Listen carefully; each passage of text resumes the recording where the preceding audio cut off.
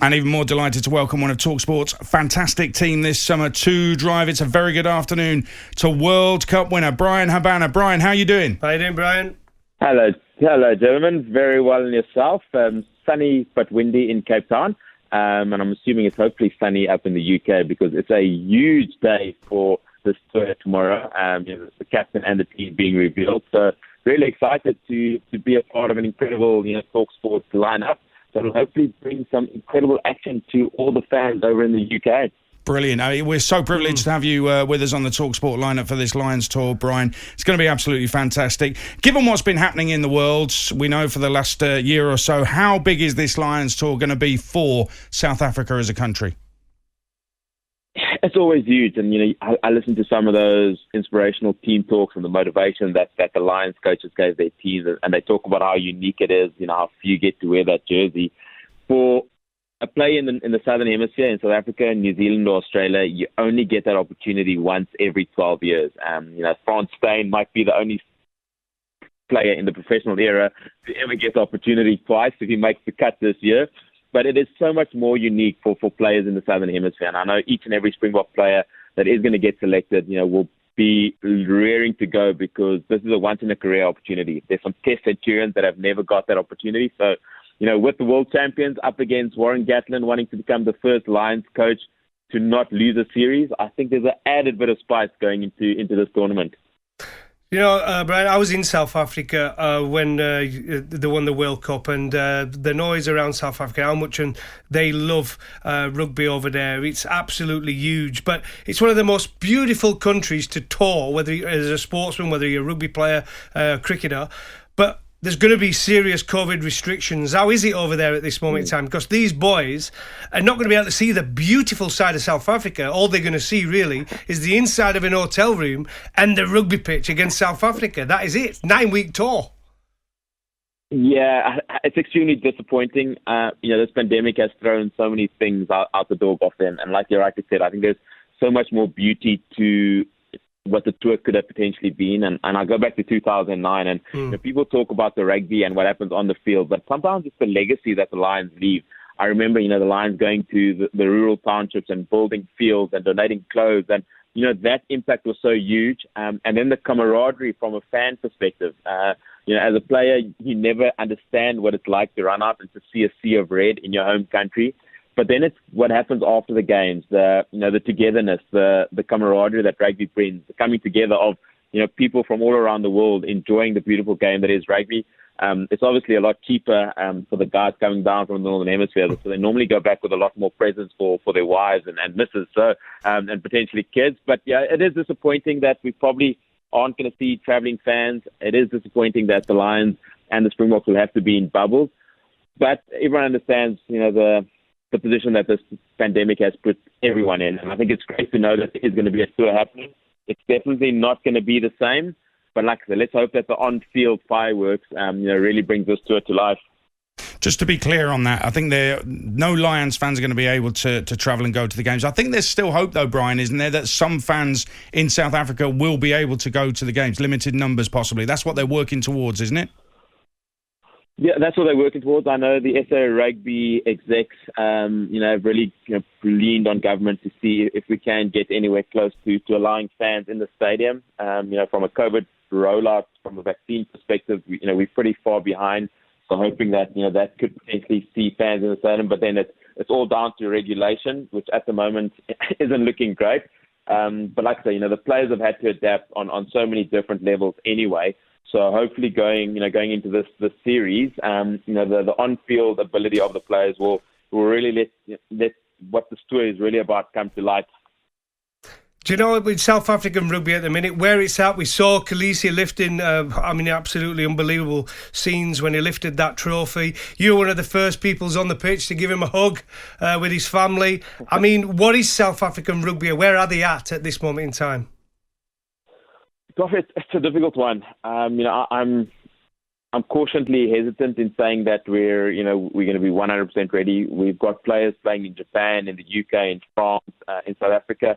The last time the Springboks actually played was that final on the 2nd of November 2019, like you rightly alluded to. So it's going to be interesting to see how a new coach in Jacques Nienaber. It's sort of the first time we've actually had real progression, where coaching hasn't just been axed and given new reins. We've seen a succession plan from Jacques Nienaber, who was involved in that 2019 victory. So. I think the core of the team probably will be made up of much of the players that played in that World Cup final, players with incredible class and experience. When we see the likes of Andre Pollard coming back from injury, Irvin Etzebeth apparently in France is also close to being returned. 1 or 2 injury hampers. But that said, when you get an opportunity to play against the Lions, that's a little bit more special because it only happens once every 12 years. So whoever does get selected, no matter what has happened over the course of the last year and a half because of the pandemic, I can assure you that each and every Springbok player will be ready to go. The Lions squad announcement at midday tomorrow on talkSPORT 2. The captain is revealed before the rest of the squad. Now, we don't know who it's going to be. There's a lot of people thinking it will be Alan Wynne-Jones. There's others who are thinking it might be Maro Itoje. And then England fans are thinking, well, how could it be Maro Itoje because Owen Farrell's the England captain? So who are you expecting to be the Lions captain? I mean, those are some incredible names that you have mentioned. You look at someone like Johnny Sexton, who is injury concerned, but has brought so much to that Lions team over the course of the last 2 tours. So I think Alan Jones, in the way he's led that Welsh side over the course of last year, he definitely is getting on in years, but he definitely doesn't look to be getting on in terms of form because he's been absolutely vital in that Wales success in the Six Nations this year. So, Alan Wynne for me is probably a standout. People are potentially questioning the likes of Farrell's form, Itoje's form. Our captain is a vital cog, within that Lions setup. But for me, someone like Alan Jones, he might not even be in the starting 15, but he is someone that, from a leadership perspective, will just give so much to that side. He's got a great relationship with Warren Gatland because of the Wales and the Welsh Association, and he's the guy that toured in South Africa in 2009, understands it all, and will hopefully be able to do that. So for me, it's probably Alan, but like I said, that's a tough call that Warren Gatland's got to make. Hey, when you're playing against South Africa, you need that battle-scarred bloke, don't you, right in there at the heartbeat, because we all know that South Africa, there's going to be plenty of ball in the air. They're unbelievable at set pieces. And that bench you tend to bring on South Africa, it's like send for the bomb squad. It's ridiculous, the bench that you bring on after 60 minutes. Yeah, there definitely is. And I think that was sort of the big thing that Eddie Jones and that English team felt in the 2019 Rugby World Cup final, is that bomb squad that they rightly, eluded themselves to become. I'm not quite sure if Jacques Nienaber will go with the same thinking like Rassie did in terms of a 6-2 split. Obviously, conditions, being able to potentially be adapted to Cape Town where the weather might not be that great. So your forwards might be a little bit more prominent. Then you go up to the Highveld where, running rugby is essentially the order of the day. And, we've got some really exciting youngsters coming through on the South African rugby scene. So, yeah, I like that. I think the physicality, and that's something in 2009. And I remember that second test. It was probably one of the most brutally physical games I've ever played in. I remember the hit from Bryan O'Driscoll on Dania Rousseau. Big Simon Shaw was all over the park that day. Bucky's Puerto on Adam Jones. So the ferocity of a Lions test match and the intensity is just so huge that both teams, particularly up front, are going to need to know they're going to need to front up. That test was ridiculous, wasn't it? South Africa won that series. What was that like to be in as a player, Bryan? It was incredible. I had a good mate that says, when it's all said and done, memories are all we have. And I look back to that experience and, what it meant for us as a group of players, what it meant for the country, and the manner in which we won it was pretty special. And we would obviously love to go on and win the series 3-0, but fantastic performance by the Lions in that last test at Ellis Park. But, just seeing the emotion of being able to take back the title that we lost in 1997, that Jeremy Gust got drop goal, still irks many a South African fan down here. So, it was incredibly special. A team of absolute icons and legends, the John Smiths of the world, the Victor Matfields, the Fareed Dupreas. It was incredible winning in the manner in which we did. I do think we got a bit lucky, and with the current law and rule changes, things might have turned out differently. Schalk Burger might not have been on the field for the full 80 minutes, but we'll take the win. I think Ronan O'Gara, just still has potential sleepless nights around that last little incident, but we'll take it. And like I say, doing it in the manner in which we did, that 56-meter Mornay Steyn penalty to win it for us made it pretty special. And we could only celebrate a week later, but we celebrated like it was that same day. When it comes to the tour, which are all going to be obviously the warm-up games are going to be on talkSPORT 2, and then the main event, whether it be South Africa A or the actual test matches, they're going to be on talkSPORT. But when you look at it, there's normally that midweek team in between tests. But once the tests start here, because of the restrictions, they are back-to-back, aren't they? Yeah, they need to be. And I think that the touring part is something we don't get to see in rugby anymore. So, that's really what an added speciality around the Lions and what makes it so unique. But yeah, that back-to-back for three weekends in a row. We saw in New Zealand, that last game and that ended in a draw sort of left everyone looking at each other, wondering what had just happened, and can we now play a golden point or something. But that three test series is what every player literally wants to be a part of. For the Lions, the guys that get an opportunity in that midweek games, really want to push potentially for a starting place.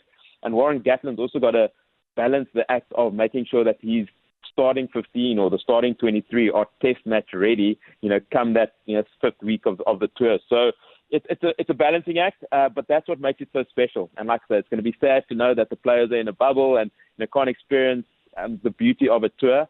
But I think, when the games get cracking at test match level, I definitely see there being some absolute highlights. As just a final question, Bryan, as Goffey said, it's a 9-week tour. 26th of June, the first warm-up game live on talkSPORT 2. And then we get to the 3 games at the end, the test series, 24th of July, 31st of July, 7th of August. Who wins the series, Bryan? Oh, I'm going to say it's going to go down to the third test match and being up in Johannesburg. I'm not quite sure how well the Northern Hemisphere boys know what happens up at the Highveld with the oxygen levels being a little bit. I mean, maybe Goffey can give them some inside info about what happens at the Highveld. I think it's going to be a brilliant series.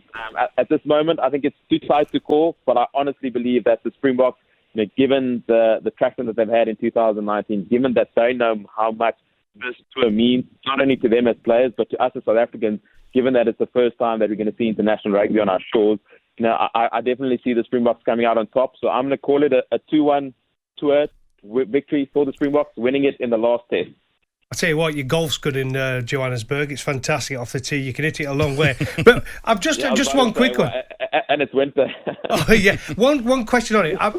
I don't know where they're going to be based here. Are they actually based, the Lions, in Johannesburg, or are they going to be based in Cape Town? Because that makes a difference.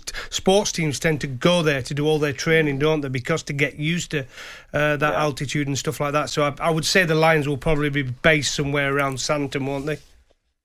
Yeah, Goffey. I know that in 2009 they were based mostly up in Johannesburg. And I've been a part of many teams. I played, for the Bulls for 5 years up at the Highveld with altitude. I came down to the Stormers, and so many teams have tried to do things differently, like, only flying up the day before to not have that altitude make a difference, or arrive 2 weeks before to try properly adapt to it, train in hyperbaric chambers. But at the end of the day, it's the performance you put on for 80 minutes. In any professional league, there is an incredible amount of toughness that goes in with that, and it's how you perform in those 80 minutes. And like I said, altitude does play a difference. I do believe in the professional era that we are currently in sport, it probably plays less of a difference than 20 to 24 years ago. So again, I don't know where they're going to be based. Whatever they're going to be based, or wherever they're going to be based, it's going to be in a bubble. So hopefully it's in a bubble that suits them to the T. Bryan, it's a pleasure to have you on, a privilege to have you on Drive, and great that you're with the talkSPORT team for this Lions tour. Thank you. Thanks, Bryan. Thank you very much, everyone. Looking forward to it. Brilliant. World Cup winner, and beat the Lions when they were there in 2009 as well. I do know there is a base. I don't know how they're alternating. There is a base in Johannesburg. There is a base in Cape Town as well.